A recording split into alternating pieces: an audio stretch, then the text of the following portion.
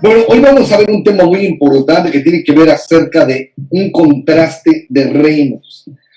Y hemos estado hablando acerca de reinos y de las maneras y las formas como nosotros estamos llevando las cosas. Hoy, hablando acerca del contraste de reinos, vamos a ver algo bien importante y quiero explicarte esto. Por ejemplo, los autobuses estaban en una fila en las calles de la pequeña ciudad y traían a los turistas lejanos y cercanos para visitar y también para poder de alguna manera fotografiar la pequeña casita de madera. Y muchos viajaron desde el otro lado del océano para ver esta estructura tan antigua, pues que no tenía relación arquitectónica con las modernas jungla de cemento de la cual uno circulaba, ¿verdad?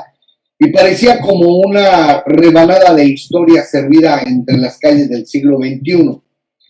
Algo parecido como lo que vivimos o tenemos allí en México. Ahora, se había convertido en una atracción turística que absorbía totalmente los dólares de las personas en la economía local y proveía muchos empleos necesarios para los ciudadanos de esa pequeña ciudad.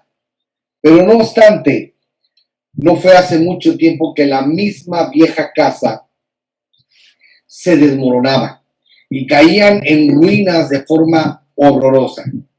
Así que las paredes contenían muchos recuerdos e historias del grandioso pasado de la ciudad. Algunos de los habitantes exigieron que fuera demolida, porque estaba ya afectando obviamente el valor de sus propiedades que lindaban con esa propiedad, que estaban a su alrededor. Y déjame decirte que al yo hablarte de esta ciudad, de esta situación y cómo estaba afectando el valor, bueno, sin embargo, un anciano que miraba y actuaba como si fuera tan viejo como la casa comenzó a percusionizar también y a salvar la original pequeña estructura de la casa. Finalmente este viejito consiguió bastante apoyo como para que la calificaran para la conservación de antigüedades de la ciudad. Y así comenzó el largo camino de restauración de esta pieza de arte de arquitectura histórica. Cuando fuimos a ver esos lugares, a visitar aquella ciudad, también quise conocer, ¿verdad?, también a la persona, a ese anciano que había pedido que hiciera todo este tipo de cosas. Y no es lo mismo conocer y escuchar la historia completa de la salvación de la condenada casa que estaba ya desafortunadamente por estar en ruinas. Y cuando escuché a este hombre repetir o hablar acerca de esta situación, pues encontré una lección sobre restauración. Fíjate bien, cuando llegué junto a ese lugar que rodeaba esa vieja casa de madera, con la pintura totalmente, pues, obviamente descarada, 3 perros corrieron, ¿verdad? Obviamente, y así son los perros, se van al encuentro, ladridos, y bueno, sin embargo, muy amigables. El anciano, sentado cogiendo de la mecedora, empezó a hablar acerca de las señas con respecto a la casa, como si hubiese estado esperando por muchos años. A veces hacía muchos reproches, se dijo, y respecto a que estaba de alguna manera desgastado por estar de alguna forma tratando de restaurar esa casa vieja. Así que, ¿cómo él había salvado esa casa? ¿Cómo había él hecho algo para una reestructuración de la casa? Y entonces cuando él empieza a hablar, empieza sus ojos a brillar, empieza a cambiar de actitud, habló con una manera entusiasta, habló sobre la historia de la casa, habló el proceso de la restauración y claro, relató muchas historias que tal vez jamás olvidaremos, pero él dijo que la casa era una restauración genuina. ¿Qué quiere decir con eso de una restauración genuina? Y es aquí donde yo quiero llamar la atención de ustedes el día de hoy, hablando acerca de una restauración genuina. Y usted verá algunas llamadas restauraciones que no son muy genuinas, porque sustituyen el original con los materiales, y esto es algo bien real. Por ejemplo, tú puedes ir a una casa de restauración de Alcohólicos Anónimos y a todos les quitaron el alcohol, pero solamente se lo sustituyeron por el cigarro, ¿no? Y entonces, pues, ¿de qué sirve? Ahora tienen que entrar no sé, a tabacos anónimos, ¿verdad? Por no sé cuál otra, pero lo único que hacen es que sustituyen una por otra, por cuestiones materiales.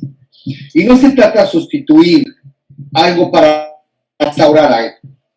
Pero ese proyecto de restauración genuina, del cual yo estoy hablando, porque los arquitectos en ese lugar, en esa casa, fueron los archivos que hallaron del plano original de la casa. Y luego usaron exactamente los mismos materiales también para cada parte de la reconstrucción. De hecho, la pequeña casita luce como el día en que fue construida, de tal manera. Entonces, de modo que una restauración verdadera requiere de los planes materiales originales para su completa y genuina restauración. Esto significa que ya fuera en el mundo hay muchos sistemas que quieren restaurar al hombre, pero desafortunadamente la única persona que puede restaurar originalmente a un ser humano es Dios, porque Dios es el que tiene los planos originales cuando Él decidió hacerte, crearte y formarte a ti de una manera espectacular. Entonces, déjame decirte que al entender esto, pues afirmas el modo de entender absolutamente todo lo que tú quieres restaurar en tu vida. Tiene que ser con los planes originales. Y los planos originales los tiene Dios cuando Él te diseñó y te hizo con un propósito y te hizo para algo. Así que por ello el valor de esa casa que restauraron es superior de los rascacielos que lo rodean. ¿Y por qué ocurre eso? ¿Por qué? Porque obviamente tú puedes entender que el programa de restauración que el Creador ha estado ejecutando sobre la tierra, sobre cada uno de nosotros, es un cambio impresionante. Hoy estamos ante una situación donde desafortunadamente los hombres y las personas y las gentes en el mundo quieren controlar, quitar, disminuir y de alguna manera también poder erradicar supuestamente la sobrepoblación. Hoy vemos una situación real que estamos viviendo. Sin embargo, tenemos a un Dios del cual nosotros hemos confiado y nos hemos mantenido. Ahora, la estrategia divina concebida por el sabio Padre Celestial sigue el mismo principio que la historia que yo les comenté al principio de esto. La pérdida del reino de los cielos sobre la tierra a través del acto de desobediencia de Adán, porque ese acto de desobediencia de Adán lo único que provocó fue la pérdida total del reino de Dios. ¿Y qué pasa por una desobediencia? Déjame decirte que por los actos de desobediencia que tú tengas, vas a tener pérdidas muy, muy severas. Y esas pérdidas, y la más importante, es el reino de Dios. Consecuentemente, la pérdida de su enviado especial, que es el Espíritu Santo, pues exige una restauración en nuestra vida. Así que dice la Biblia que cuando tú vienes a los pies de Cristo, dice que Él viene y entra en tu vida y restaura. Dice que debes de mantener la liberación, porque si no regresarán 7 piedras y la destruirán la casa. Hablando de una restauración que Dios hizo a través, obviamente, de Jesucristo por medio del Espíritu Santo, que está restaurando tu vida. Esto significa que cada acto de desobediencia que tú hagas, vas a destruir la casa que ha estado siendo restaurada por medio del Espíritu de Dios.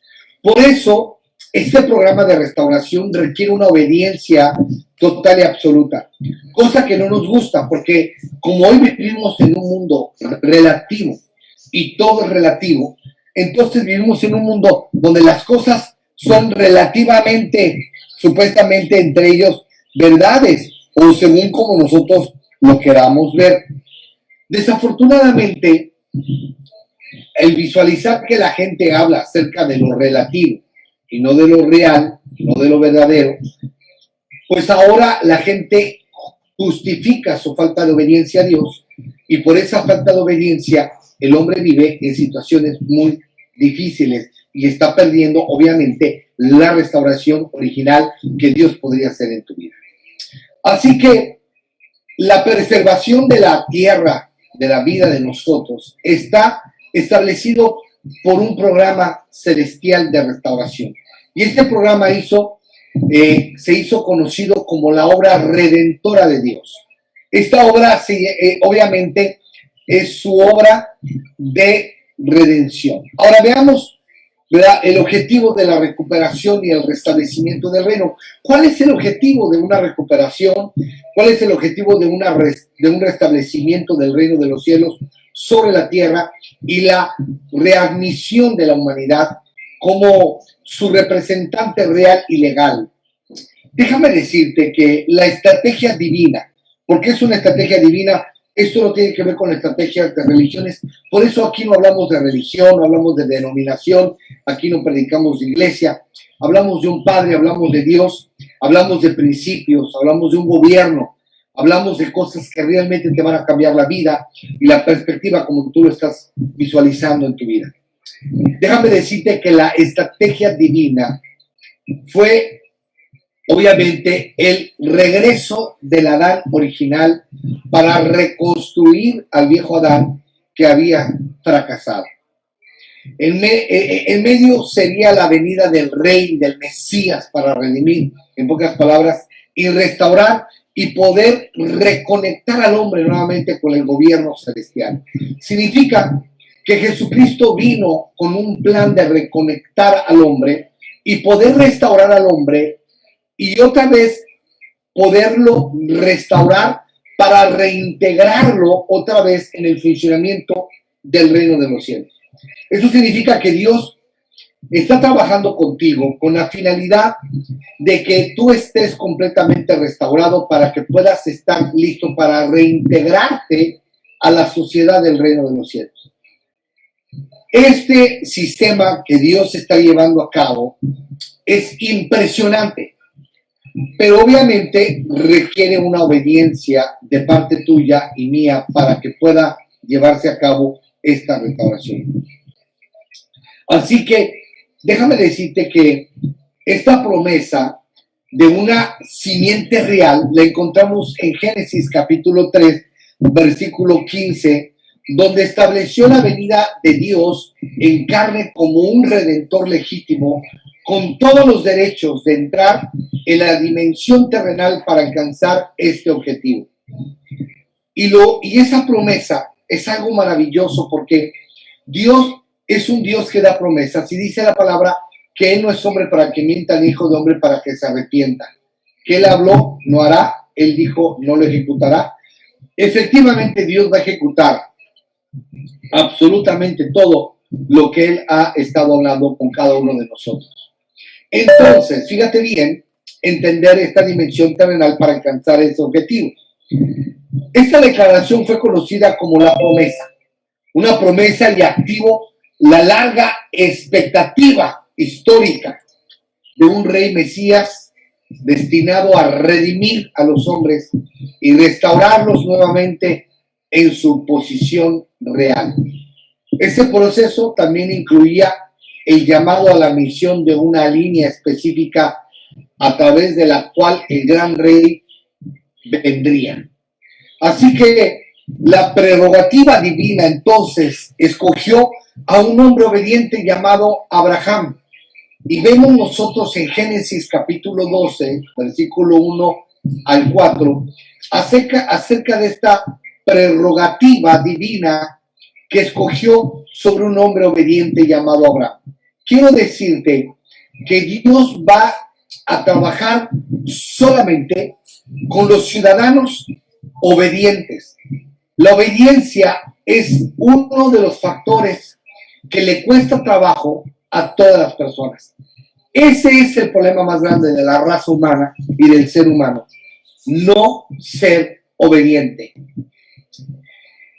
Y qué lástima es ver a todas las personas que no son obedientes y que no escuchan la palabra, que no tienen un compromiso con Dios, con estar firmes en reunirse y escuchar, porque desafortunadamente hoy vivimos en un mundo donde la gente no tiene compromiso. Pero déjame decirte que Dios no se compromete con quien no se compromete con Él. Dios nada más se compromete con las personas que están comprometidas con Él. Porque Dios es un Dios serio. Y esa promesa de la venida del nacimiento del reino para poderte redimir y para poderte restaurar. Redimido del pecado, y una vez que estás redimido del pecado, empieza el proceso de restauración. El problema es que muchos no han permitido la restauración, han creído en ser redimidos, o sea, perdonados de sus pecados, pero no han permitido que Dios restaure sus vidas. Por eso hoy siguen viviendo en amargura, en resentimiento, en rencor, en pleitos, en celos, en contiendas, en disensiones y en todo el pecado que tú te puedas imaginar. ¿Por qué? Porque sí reconocen a Jesucristo como su Señor, sí reconocen a Dios como su Salvador, pero ¿qué crees? No quieren la restauración. Al no desear la restauración en su vida, están esas personas pasando por situaciones difíciles. Desafortunadamente, muchas personas no quieren pagar el precio, no quieren ser restaurados, quieren el beneficio del perdón de sus pecados, quieren el perdón de Dios, pero no quieren cambiar. Y déjame decirte que en el reino de Dios no funciona así. No es que tú ya aceptases a Cristo, no, es que tú aceptas la restauración de Dios para que entonces puedas vivir de una manera diferente. ¿Por qué muchos no quieren la restauración? Bueno, te voy a decir por qué. Porque la restauración implica que Dios empiece a trabajar con algunas características tuyas, de las cuales tú sabes que estás mal y que necesitas cambiar. Y esas características que necesitan cambio, necesitas ser confrontado. Y a la gente no le gusta la confrontación, sobre todo cuando lo vas a confrontar con sus propios errores. Pero se necesita valentía para aceptar tus errores, permitir ser confrontado para desarraigar de tu vida todos esos aspectos que necesitan cambio. ¿Por qué? Porque esto se trata de vivir, no se trata de conocer, no se trata de qué tanto sabes, sino qué tanto vives. No se trata de justificar, sino se trata de obedecer. No se trata de poner en tela de juicio lo que dice la palabra de Dios o cuestionarla.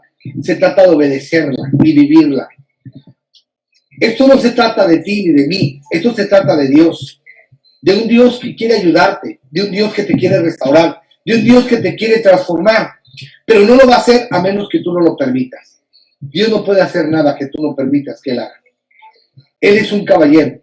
Él respeta tu decisión, ya sea una decisión correcta o incorrecta. Pero Dios es un Dios que respeta tus decisiones, ya sean decisiones correctas o ya sean decisiones incorrectas.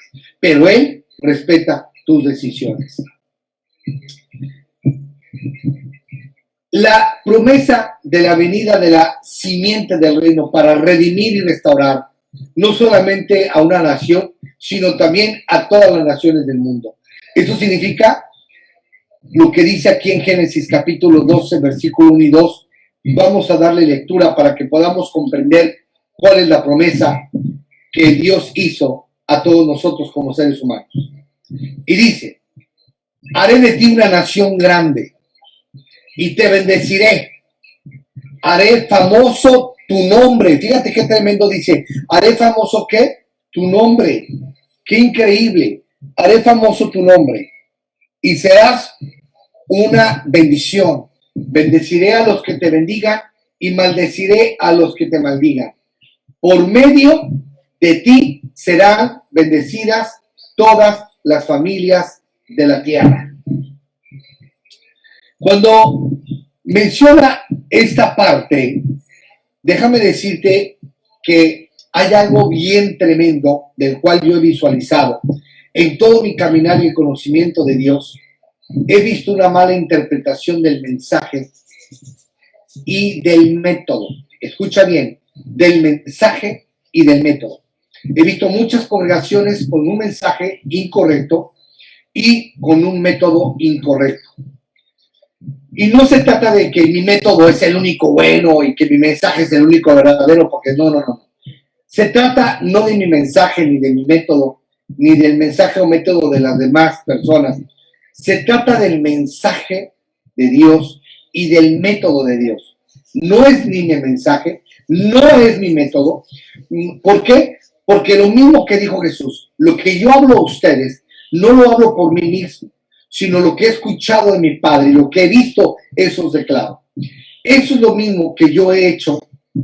Buscar lo que Dios dice en su palabra. Hablar del mensaje que Jesús hablaba. Predicar el mensaje de Jesús y también usar el método que Jesús usa para cada uno de nosotros. El mayor peligro en la vida, y escucha esto con mucha atención, el mayor peligro en la vida es formar erróneamente un concepto. Un estudio minucioso de la promesa nos mostrará que ella fue hecha a las naciones mediante Abraham. Si tú lees aquí, dice que a las naciones y que sobre de él serán benditas todas las naciones de la tierra. Fíjate bien la promesa. Esta promesa era el material para la introducción de los profetas al mundo. Así que todos los profetas del Antiguo Testamento fueron levantados primeramente para proclamar de continuo esta promesa de la venida de un rey mesiánico que restauraría el reino que nuestro padre Adán perdió. Entonces, si tú ves a la luz de la palabra de Dios, todos los profetas mayores, profetas menores, y cuando hablo de profetas mayores y menores no significa de edad ni de conocimiento o que sean mayor profeta que otros, no habla de rangos. Cuando habla mayor y menor, simplemente habla de mayor contenido de profecías a menor contenido de profecías, nada más.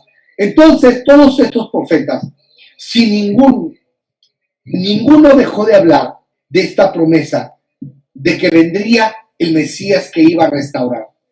Si tú ves allí claramente el profeta Isaías, uno de los mayores profetas, porque Isaías es un libro que contiene bastantes profecías, menciona acerca de la promesa y de cómo iba a venir el Mesías, y dice que él vino a sanar a los quebrantados de corazón. Él dijo que vino a dar libertad y apertura de cárcel a los presos. ¿Sí? Entonces, cuando tú ves que el profeta Isaías habla de Jesucristo como el que tiene el método y las maneras y el mensaje correcto de restauración, te quedas impresionado de ver que Jesucristo pensó cómo restaurar al hombre, cómo reintegrarlo, qué método usar para restaurar a un hombre, a un matrimonio, a una familia, cómo restaurar a un individuo, cómo restaurar una empresa, cómo restaurar una nación, un gobierno, unos políticos, lo que sea, en cualquier esfera, en cualquier ámbito, porque Dios dijo que vino a restaurar las naciones. Así que Abraham tuvo un hijo de la promesa, porque ese hijo fue por una promesa que Dios le hizo a él. Ahora fíjate bien, esa promesa, el Isaac prometido, quien a su vez tuvo dos hijos llamados Jacob y Esaú. Jacob fue escogido por Dios para llevar el linaje de la simiente del rey Mesías, y su nombre fue cambiado por Dios y le pusieron el nombre de Israel, que significa príncipe con Dios. ¿Te das cuenta cómo Dios cambió el nombre? Porque su nombre anterior era de tranza, significaba tranza, ¿no? Y de repente de tranza lo restaura, lo cambia y le pone el príncipe con Dios. Príncipe con Dios. Quizás esto fue así para confirmar la línea real de sus descendientes. Porque Dios tenía un plan correcto y exacto para poder funcionar y poder ayudar a todos los que Dios quería hacer, sobre todo este plan. Así que Israel tuvo 12 hijos.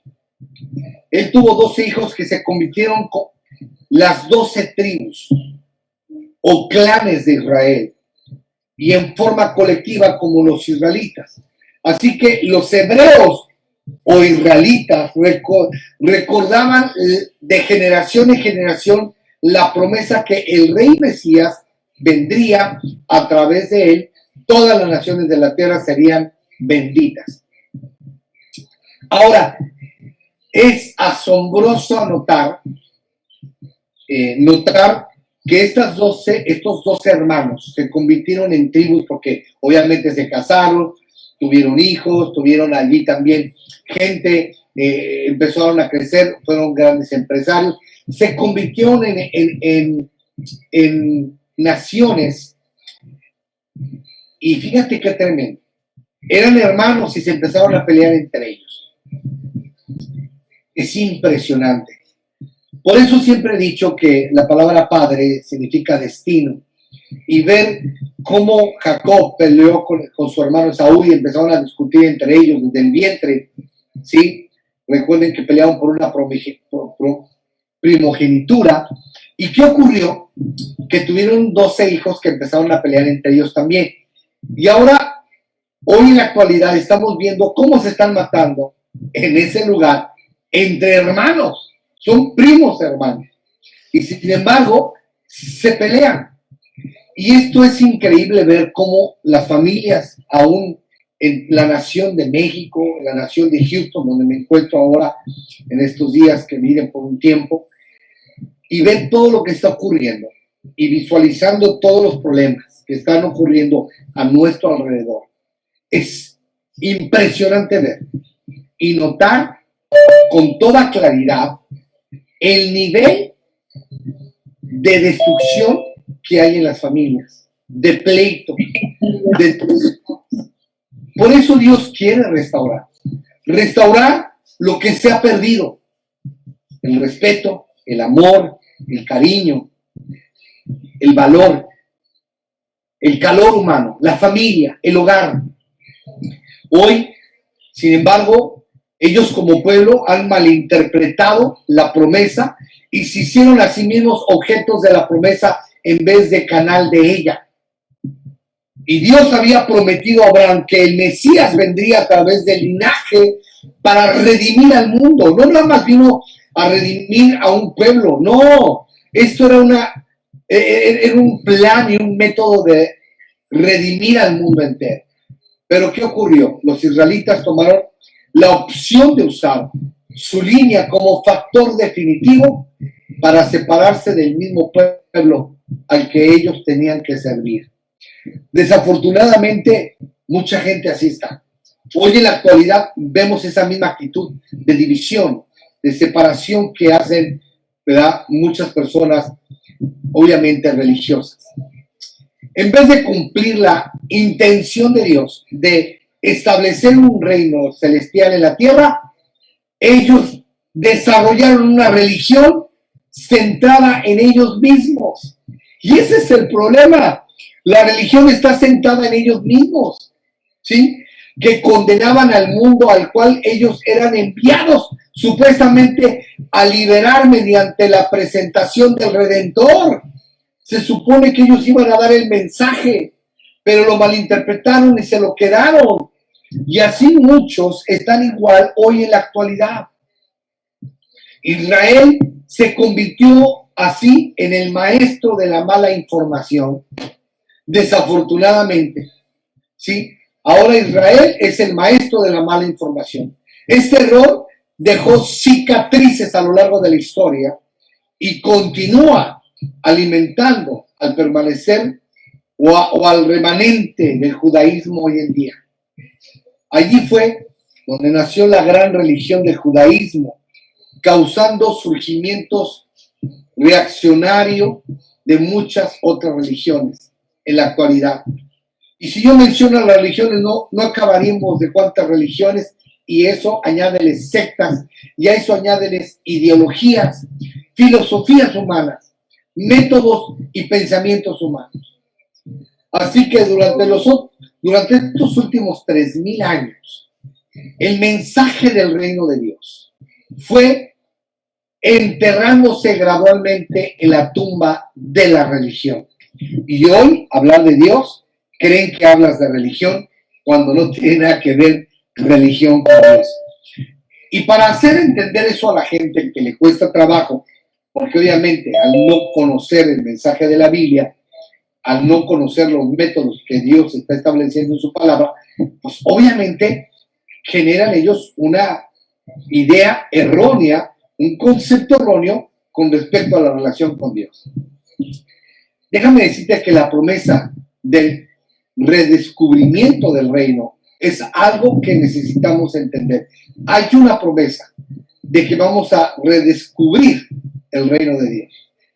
En el Antiguo Testamento es el archivo terrenal de los registros celestiales sobre la promesa del advenimiento del rey y el reino. Fíjate bien, un advenimiento del rey y el reino. Por eso cuando tú ves que a Jesús predicaba, dice, arrepentidos porque el reino de los cielos se ha acercado. Si tú lees el Padre Nuestro, dice, venga tu reino, hágase tu voluntad, así como en el cielo se haga en la tierra. Por eso a Jesús, ¿verdad? Los romanos le pusieron ahí arriba, cuando lo crucificaron, pusieron rey de los judíos, pensando los romanos que nada más era rey de los judíos, sin entender que era rey de las naciones. Pero ellos tenían un mensaje equivocado y erróneo, porque no era rey nada más de los judíos, es el rey del mundo. Esto le guste o no le guste a la gente, lo crea o no lo crea, lo quiera aceptar o no lo quiera aceptar, esta es una realidad absoluta que es inconmovible, inmovible. Así que allí nosotros podemos entender que ese advenimiento del rey tenía que traer un reino, porque obviamente un rey representa un reino. Así que Jesucristo tenía que traer el reino, ¿verdad? A través de su persona como el Hijo de Dios. Por eso la Biblia dice que Él es el Rey de Reyes y Señor de Señores. Por eso a Jesús se le da, no se le dice que Él es un religioso, a Él se le da, ¿verdad?, un título de rey. Y a ti se te da el título de hijo y también se te da el título de embajador. Porque tú y yo se supone que tenemos que representar, porque un embajador representa un reino y nosotros estamos representando el reino de Dios. Un embajador representa una nación, nosotros representamos la nación del reino de Dios. Entonces, todas las profecías fueron sobre su llegada y lo que él traería también. Así que las leyes dadas a Moisés pues también anticipa las leyes y principios del reino, porque todo reino debe de tener leyes, ¿sí?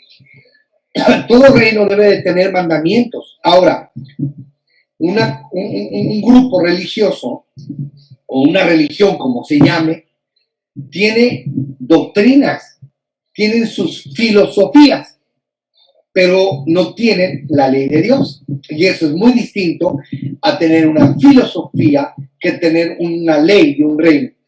En las religiones tienen sus maneras para controlar y manipular a la gente. En el reino de Dios no manipula, no controla, te pone leyes para guardar tu propia vida, de que la autodestruyas. Y Dios pone leyes porque Él es un rey que establece límites para resguardar tu vida y que no la destruyas. Cuando Dios te dice, no harás esto, no harás el otro, no porque te quiera controlar o te quiera limitar, entiéndelo. Te pone límites porque sabe que te vas a autodestruir. Te tiene que decir, cuidado, no hagas esto porque esta es la consecuencia de esto. Entonces Dios inspira, Dios motiva, pero Dios no controla y no manipula, a diferencia de la religión que controla y manipula. ¿Sí? Y ahí está el problema de muchos lugares. Entonces, por eso Dios le dio a Moisés los 10 mandamientos que anticipan claramente un reino. Hay miles de referencias, ¿verdad?, a esta anunciación específica y algunas de ellas son dignas de que nosotros las repasemos y las estudiemos en la palabra de Dios para que te quede claro. Mira bien lo que dice la palabra de Dios ahí en Deuteronomio capítulo 18, versículo 15. Vamos a darle lectura allí para que usted y yo veamos esto. Dice, Moisés predijo: el Señor tu Dios levantará de entre tus hermanos un profeta como yo. A él sí lo escucharás. Esta fue la palabra que predijo Moisés hablando de esta manera. El Salmo 145, versículo 13, el rey David habló acerca del reino y dijo de esta manera. Fíjate bien cómo habla y cómo se expresa cuando se refiere a Dios, al Mesías. Y dice: tu reino es un reino eterno. Tu dominio permanece por todas las edades. Yo no veo que dice aquí religión, tu iglesia, no. Aquí dice tu reino. Por eso nosotros somos una colonia del reino de Dios.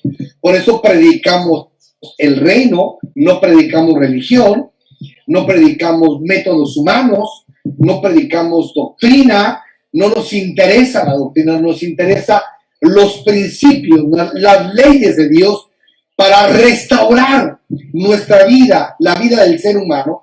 Y nuestro mensaje es un mensaje que alcanza a todas las esferas y a todas las naciones en todos los ámbitos. ¿Por qué? Porque es un mensaje de restauración de la humanidad. Entonces, al entender que David habla de acerca de un reino y que no habla acerca de una religión, ¡wow! Entonces vemos cómo David era un rey, Abraham como era rey, cómo todos los hombres de Dios fueron reyes y gobernaron y tuvieron posiciones importantes de gobierno para llevar a cabo, porque Dios tiene que ver con gobierno. Ahora veamos al profeta Isaías, cómo vio la venida del rey y cómo vio el reino en detalle. Quiero que abra conmigo la palabra para que usted lea en Isaías capítulo 9, versículos 6 al 8. Y vamos a darle lectura. Y dice así. Fíjate bien cómo menciona Isaías esto. Y dice: porque nos ha nacido un niño, se nos ha concedido un hijo. Y fíjate bien lo que dice: la soberanía reposará sobre sus hombros y se darán estos nombres. Y fíjate bien los nombres que califican el carácter de nuestro Mesías Jesucristo, o sea, las características. Y ahí te va. Primero, consejero admirable. Ok. Tú puedes buscar un consejo, no sé, donde se te pegue la gana, con el abogado, con la abogada, con el licenciado, con quien tú quieras puedes buscar un consejo. Tú puedes buscar consejos con muchas personas. Pero déjame decirte que yo encontré en la Biblia, lo que hoy te estoy leyendo, que el consejero admirable es Dios. Cuando las personas se acercan a mí a pedirme un consejo, me dicen: ¿y usted cómo ve? ¿Y usted qué opina? Bueno, yo no veo y yo no opino. ¿Por qué? Porque entonces sería mi punto de vista humano. Y mejor yo voy a la palabra de Dios y veo el consejo de Dios, lo que Él dice con respecto a tu vida. Como yo me dedico a estudiar la palabra y estudiar y escudriñar la palabra, cuando la gente viene y me pide un consejo, no le doy un consejo de mí, le doy un consejo de Dios. Y obviamente muchas personas no les gusta el consejo que le estás dando. Y entonces le digo a la gente: peleate con Dios. Si no te agrada el consejo, pues peleate con Dios. Porque no es mi consejo, es el de Dios. ¿Y sabes por qué lo hago? Porque yo sí tengo temor de Dios. ¿Cómo que temor de Dios? Mira, te voy a explicar esto. Cada consejo que yo dé a una persona, yo voy a ser eternamente responsable.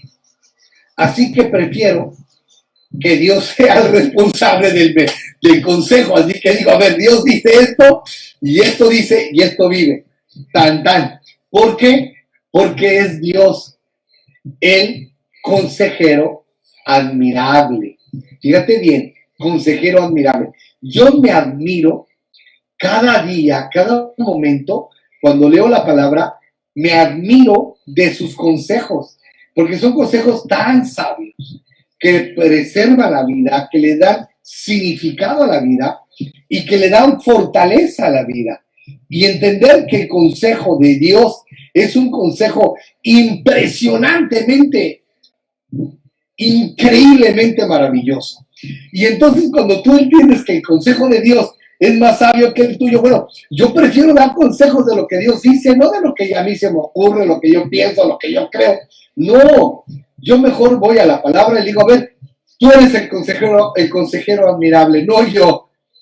Y sabes que esto me ha ayudado en mi vida, en mi desarrollo, te lo digo con todo mi corazón. ¿Por qué? Porque estoy cansado de escuchar tantos consejos malos, consejos equivocados. ¿Sabes cuántos consejos malos y equivocados me dieron a mí? ¡Uy! Un chorro. Sonaban bonitos religiosamente, pero no eran los correctos. Dios te va a dar un consejo y te va a dar el que necesitas, aunque te duela, aunque te lastime, pero el consejo no es para lastimarte ni para que te duela, sino el consejo es decirte la verdad. Y por eso mucha gente no quiere la restauración, porque cuando Dios empieza un proceso de restauración, se mete hasta la cocina. Empieza Dios a meterse con tus pensamientos, tus maneras y tus formas de ver las cosas. Y ahí es donde la gente no le gusta.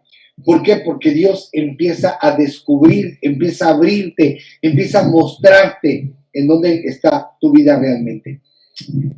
Entonces, al ver que el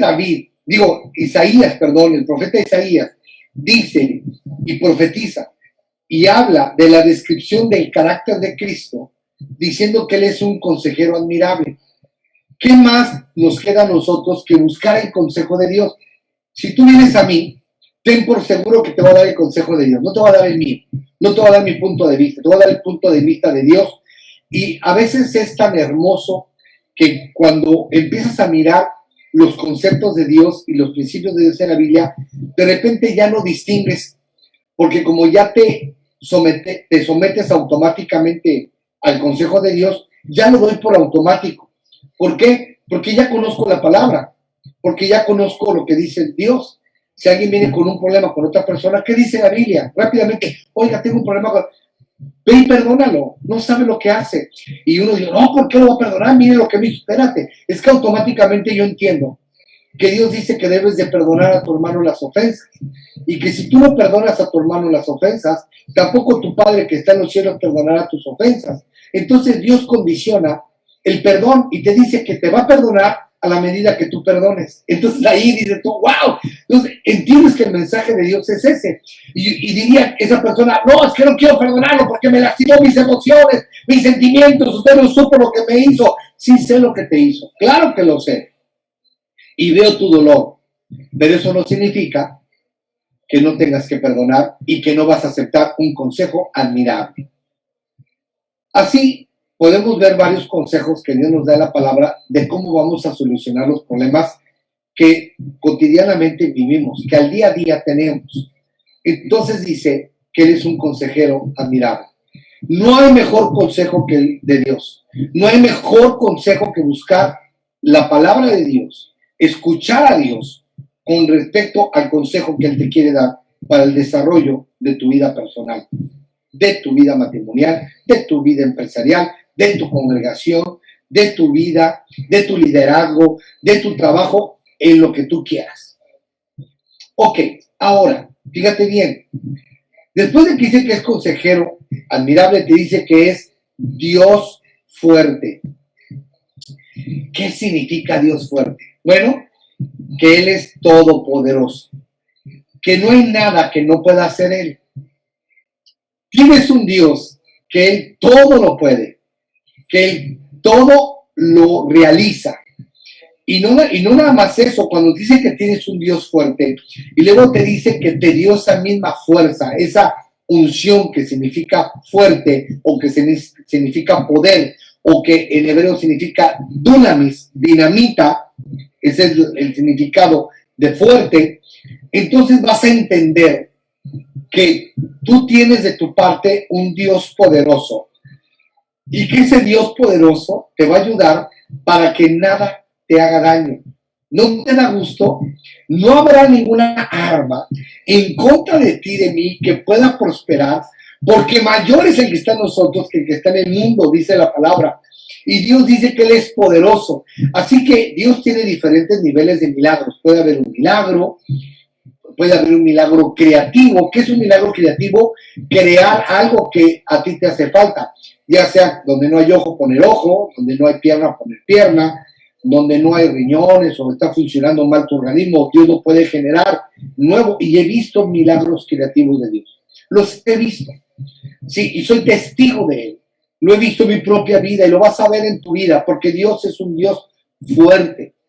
Entonces, cuando Dios te dice, cuando Isaías te está diciendo que una de las características de Dios es que es fuerte.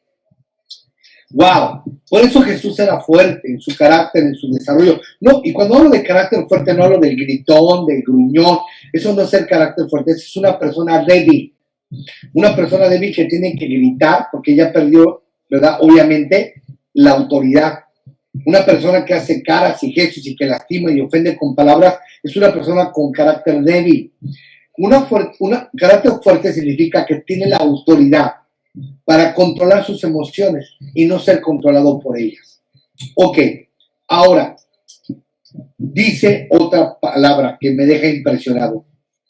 Padre eterno. ¡Wow! O sea que este Padre no es momentáneo, mijo. No es nada más un tiempecito que lo vas a tener a tu lado. Dice Padre eterno. Por eso me encanta la palabra, porque cuando dice que es Padre eterno, o sea que eternamente va a ser tu papá.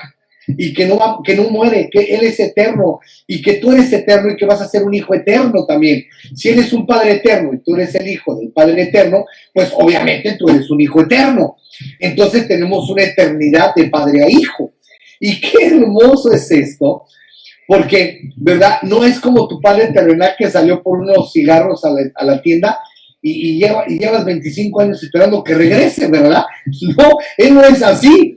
Dios está contigo. Dios te dice en su palabra que aunque tu padre y tu madre te abandonen, con todo Él te recogerá. Él es un padre que te da seguridad.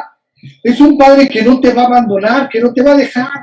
A lo mejor papá de la parte con Dios, a lo mejor papá fallece y va a otro lugar, pero Dios va a estar como un padre, va a estar siempre contigo y Él no te va a dejar, Él no te va a abandonar. Dice que aunque te dejen y te abandonen, con todo eso, Él te va a recoger.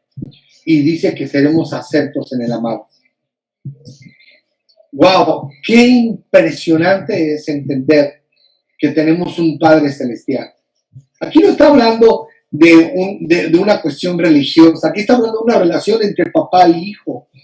¡Qué hermoso es poder cargar a un hijo, cargar a una hija en los brazos, abrazarlo y besarlo y decirle te amo! ¡Qué hermoso es que Dios te diga, o como dice Cantar de los Cantares, mi amado es mío y yo soy tuyo! ¡Wow! Qué hermoso es entender que hay una pertenencia de paternidad. Cuando tú puedes escuchar que Dios te dice, tú eres mío, yo te engendré, yo te tuve. Y uno diría, bueno, es que a mí Dios no me engendró. Dice que hemos sido aceptos, o sea, adoptados por el Padre, si no has leído la palabra. Entonces, ¿qué significa? ¿Hemos nacido de nuevo en el Espíritu?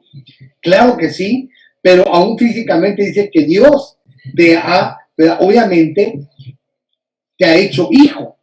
Entonces, hay una pertenencia, porque obviamente tus hijos te pertenecen como tú les perteneces a tus hijos como padre, porque es una pertenencia donde Dios nos habla de una conexión de amor.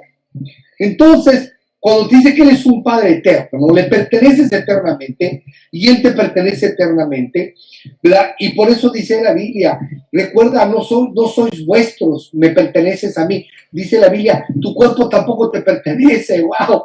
Y eso es algo que a mucha gente le duele, ¿no? Que Dios te diga, tu cuerpo no te pertenece, ¿cómo ves? Le pertenece a tu Padre Celestial. Le pertenece a tu Padre. Dice, ¿no sabéis o ignoráis que vuestro cuerpo es templo del Espíritu Santo y que vuestro cuerpo no son vuestros? Eso dice la Biblia. Entonces, cuando tú entiendes que tu Padre Tiene esa parte de paternidad contigo eterna y que nunca te va a fallar. Déjame decirte que yo he llegado a un punto siempre en mi vida donde le he dicho a Dios, Señor, tú eres mi Padre, tú eres mi porción en la tierra de los vivientes. Me pueden quitar todo, pero nunca que me quiten a Dios, porque el día que me quiten a Dios, realmente voy a perder todo. Si me quitan lo que me rodea, gente, personas, cosas, no importa, eso no me importa. Lo que sí me importa es que me quiten a Dios, porque entonces me van a quitar todo. Porque la Biblia dice que Dios es el que lo llena todo, para todo y en todo. Entonces, Dios es mi todo. Es la razón de mi existencia. Es por la cual yo respiro, camino, vivo, hablo y existo. Él es la razón. Entonces, cuando tú entiendes que Él es la razón y que tú eres su razón, por eso la pasión de Cristo, de amarnos y estar dispuesto a dar hasta su propia vida por amor a ti y a mí, te das cuenta entonces del nivel de amor que tienen por ti. Es impresionante. Bueno, déjame decirte que también se le da otro título a Él y se le dice Príncipe de Paz. ¡Wow! Príncipe de Paz. Dios nos ha llamado a paz, a reconciliación. De hecho, el único ministerio que existe en la Biblia es el ministerio de la reconciliación, porque no sabías. Los demás se los han sacado de la manga, pero el único ministerio que dice la Biblia es el ministerio de la reconciliación. ¿Qué significa esto? Que Dios es el príncipe de paz. Él quiere que haya paz, pero ¿cómo va a haber paz si tú mismo no tienes paz contigo mismo? Muy difícilmente puedes dar algo que no tienes tú. Necesitas estar paz y tener paz contigo para tener paz con la persona que está a tu lado, para poder vivir en paz y en armonía en tu casa, en tu hogar, en tu familia.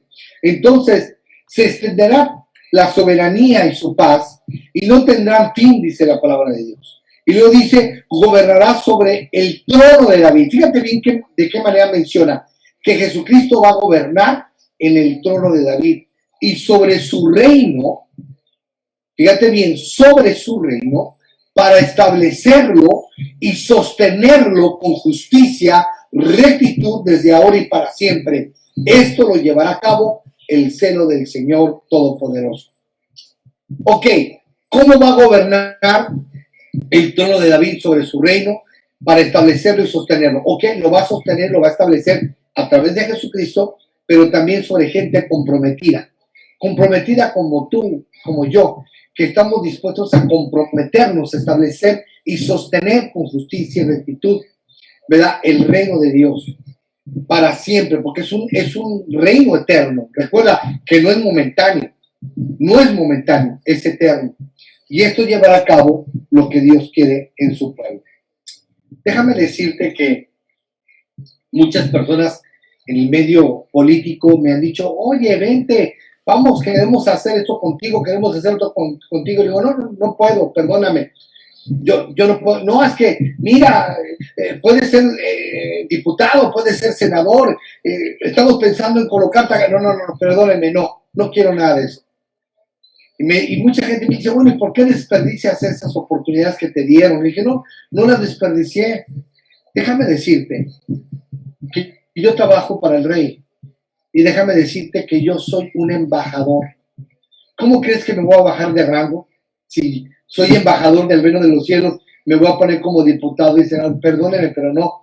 Yo estoy contratado por el Rey de Reyes, yo estoy contratado por el Rey de Reyes y Señor de Señores, y es mayor el llamamiento que tengo de Él que el que me pueda dar cualquier político, cualquier posición, cualquier partido. No es así. ¿Por qué? Porque es de suma estima para mí entender que es más importante el reino de Dios que cualquier otra cosa. Por eso no tiene que ver con religión. Por eso hoy hablarte de esto es llevarte a ti a un acercamiento y a un entendimiento del conocimiento del reino de Dios para que tú puedas vivir en el nivel correcto de la palabra de Dios. Hoy, con todo mi corazón te digo que no hay cosa más hermosa que vivir en el nivel del entendimiento, del mensaje correcto y del método correcto que es el de Dios. No es el mío, El estar aquí hoy conmigo no se trata de mí. No me haces un favor a mí. Esto no se trata de mí, se trata de Dios. Se trata de Él, única y exclusivamente se trata de Él. Así que hoy yo te invito a que en base a lo que hoy hemos escuchado y hemos estudiado, tú lo puedas visualizar de la mejor manera. Así que le agradezco a Dios, a todos ustedes que se conectaron, a todos ustedes.